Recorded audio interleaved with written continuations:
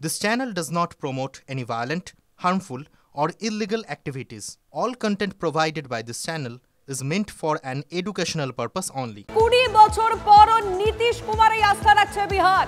বিহারবাসীর আস্থা রয়েছে নীতিশ কুমারেই এবং ডাবল সেঞ্চুরি বলা যায়।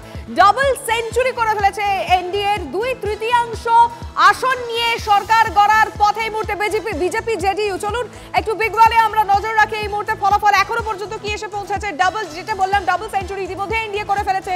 205-এ পৌঁছে গিয়েছে এনডিএ এবং চলুন মহাগঠবন্ধন জানি এত কথা। মহাগঠবন্ধন 31-এ জেএসপি জনসুরাজ পার্টি পিকে ফ্যাক্টর একেবারেই কাজ করলো না। বিহারবাসীর মনে পৌঁছতেই পারলেন না পিকে, সেখানে এখনো পর্যন্ত শূন্যই হয়ে রয়েছে এবং বাদবাকিতে রয়েছে 7 এবং সেখানে এই 7-এর মধ্যে কিন্তু অবশ্যই মাথায় রাখবেন এই 7টার মধ্যে কিন্তু রয়েছে বাংলা লাগোয়া বেশ কিছু জায়গা যেখানে মিম অন্যতম ফ্যাক্টর হয়েছে। এই সমস্ত জায়গায় এই হচ্ছে আপাতত এখনো পর্যন্ত দেখুন 4:30 বেজে গিয়েছে।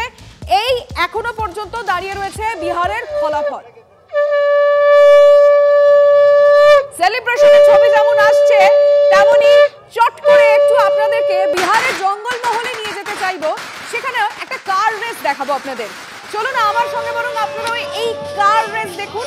না কোনো স্পোর্টস কার নয়, এটা বিহারের গাড়ি। বিহারের কারা কারা রাস্তায় বেরিয়েছিল, কারা কারা এই রেসে জিতলো চটপট দেখেনি। দেখুন গাড়ি আসতে ইতিমধ্যে শুরু করেছে। প্রথমে এসে পৌঁছলো কে? ফার্স্ট কে হলো? এনডিএ। প্রথম গাড়ি এসে গেছে। এখন অবধি এনডিএ 205। সেকেন্ড কে হয়েছে? এসে গেছে সেকেন্ড গাড়ি। দেখে নিন আদার্স, অর্থাৎ মানে এই মুহূর্তে যেটা জানা যাচ্ছে মহাগঠবন্ধনের 31 এবং পিকে এসে পৌঁছেছেন। দেখুন পিকার গাড়ি ইতিমধ্যে এসে ঢুকে গেছে। জঙ্গলমহল থেকে সোজা চলে এসছে একেবারে রাস্তায়। পিকে বিহারবাসীর মন জয় করতে পারলেন না, সে শূন্য এবং আদার্স দেখুন একটা একটা করে গাড়ি এগোচ্ছে। আমরা দেখলাম প্রথমে এনডিএ ফার্স্ট হয়েছে, সেকেন্ড পজিশনে চলে এসছে মহাগঠবন্ধন, থার্ড চলে এসছে এই দেখুন পিকে এসে গেছে। আর ওই যে একটু দূরে একটু সময় লাগছে কারণ অনেকটা পিছিয়ে রয়েছে আদার্স এসে গেছে যেখানে মিম রয়েছে। তারা 7টা জায়গায় এখনো পর্যন্ত এগিয়ে রয়েছে। চলুন এবার সেলিব্রেশনের ছবিটা দেখি, কারণ এই মুহূর্তে দাঁড়িয়ে বিহারে বিজেপির যে হেড অফিস রয়েছে সেই হেড অফিসে এখন মানে গেরুয়া আবির চারিদিকে, যেখানেই তাকাবেন এই হেড অফিসে কোনায় কোনায় শুধুই এখন গেরুয়া বলা যায়। বিহারে এখন গেরুয়া চল, কারণ ইন্ডিভিজুয়াল বিজেপি যে রেজাল্ট এখন অব্দি সামনে এসছে সিঙ্গল লার্জেস্ট পার্টি হিসেবে বিজেপি কিন্তু একটা রেকর্ড করে ফেলেছে। অবশ্যই নীতিশ ম্যাজিক কাজ করেছে। নীতিশ নিজে আবার বিহারের মানুষের আস্থা রাখতে পেরেছেন, কিন্তু তার পাশাপাশি অবশ্যই মোদি ম্যাজিক নিয়েও কথা হবে, কারণ বিজেপি ইতিমধ্যেই কিন্তু নীতিশকে বেশ খানিকটা পিছিয়ে নিজে এগিয়ে। অর্থাৎ আপনাদের মনে থাকবে জেডিইউর আজকে সেই পোস্ট ইতিমধ্যে ডিলিট করে দেওয়া হয়েছে যেখানে বলা হচ্ছিল যে নীতিশ ছিলেন, থাকবেন, আছেন, কিন্তু সেই পোস্ট এখন কিন্তু আর নেই।